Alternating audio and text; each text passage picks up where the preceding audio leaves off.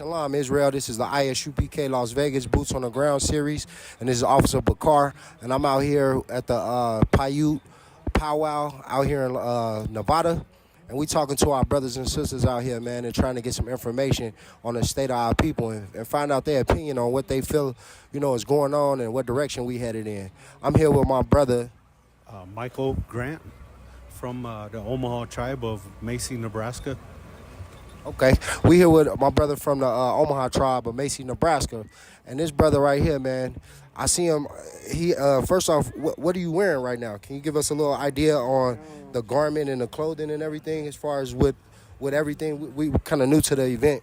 Yeah, I dance the Southern Straight style, which actually comes from our relatives of the Ponca Nation of Oklahoma.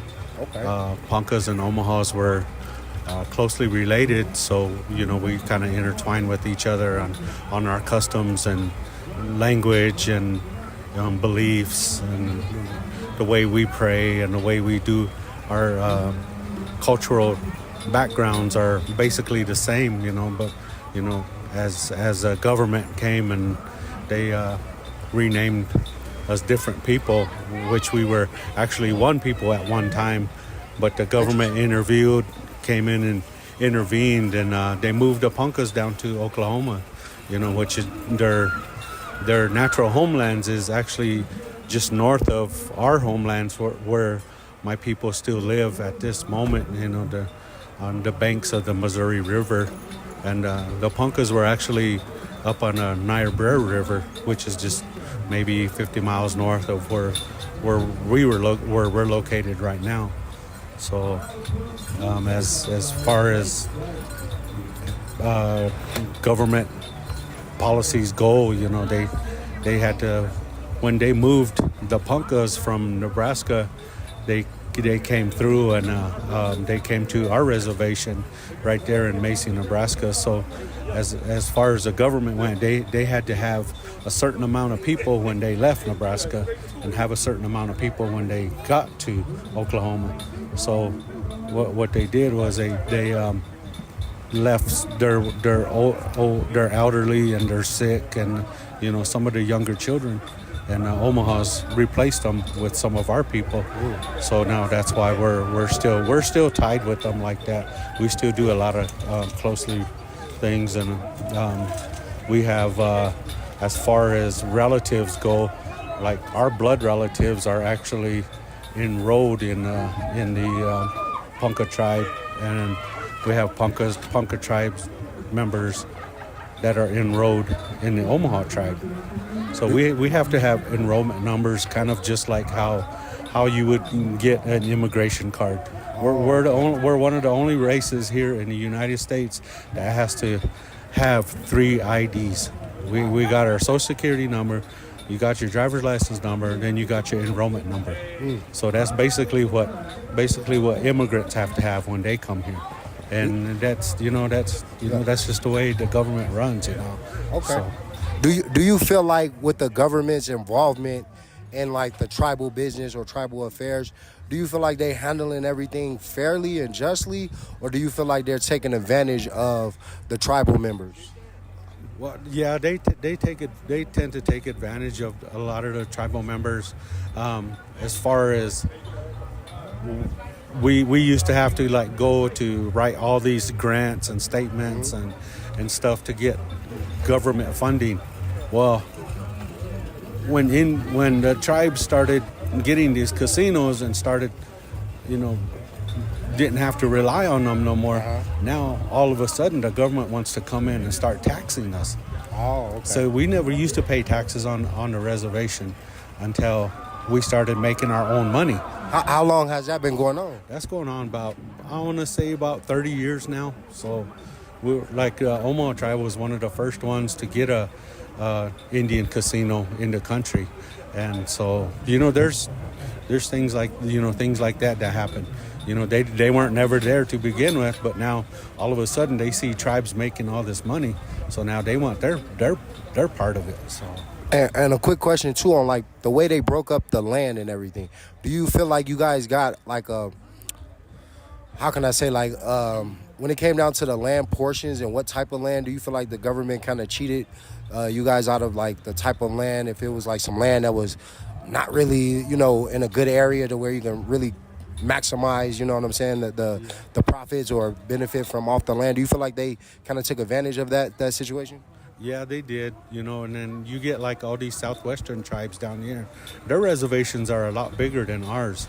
Our reservation is fairly a small reservation because it's real fertile land. It's fertile, right? Cropland. You can plant anything on our land. So, so they gave us a small piece, and they gave these southwestern tribes because it's desert and barren. Well, lo and behold, all of a sudden, you're starting to find natural gas and oil, which, kind of turned around and came back to bite them in the ass, and because they thought they were giving them this land that was useless. Yeah, right. And so now it's because I work in the oil fields now, so I understand all these things are going on.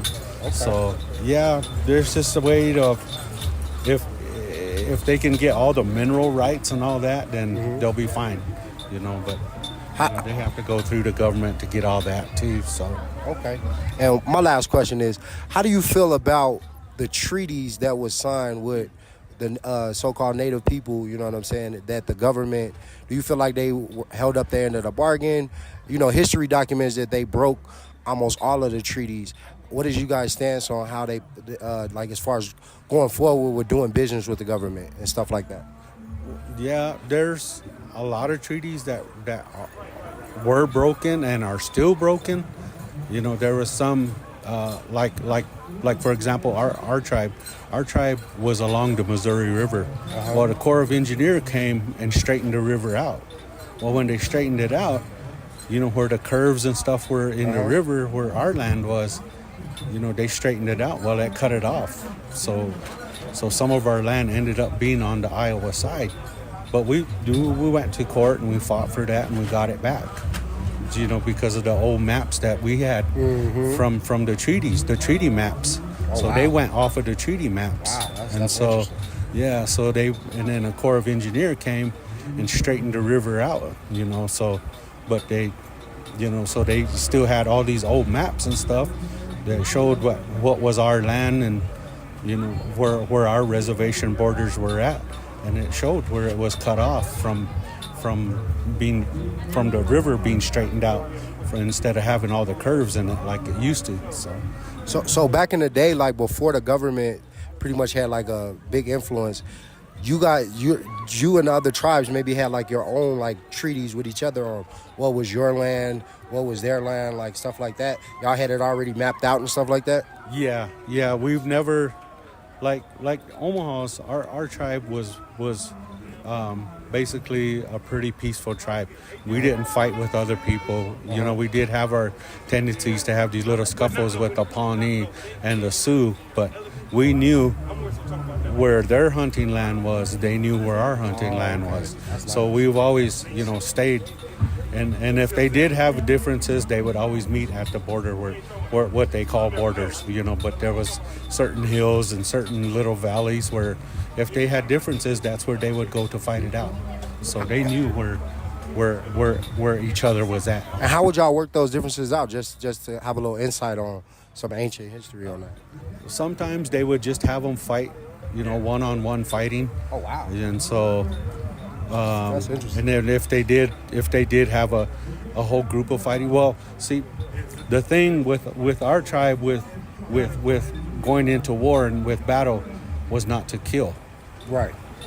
It was more honorable to be close to your enemy, to touch him, turn and leave. That was it. And the enemy would know. Well, that's what they call counting coup. If you touched your enemy, and and there was nothing he can do about it, then yeah, that was it. You wouldn't kill them, you wouldn't take their life, because again, that's not your life to take. Yeah. So that was one of the things that how our people fought was, our people fought was ride up on each other and knock each other off the horses and get up and touch them and then leave.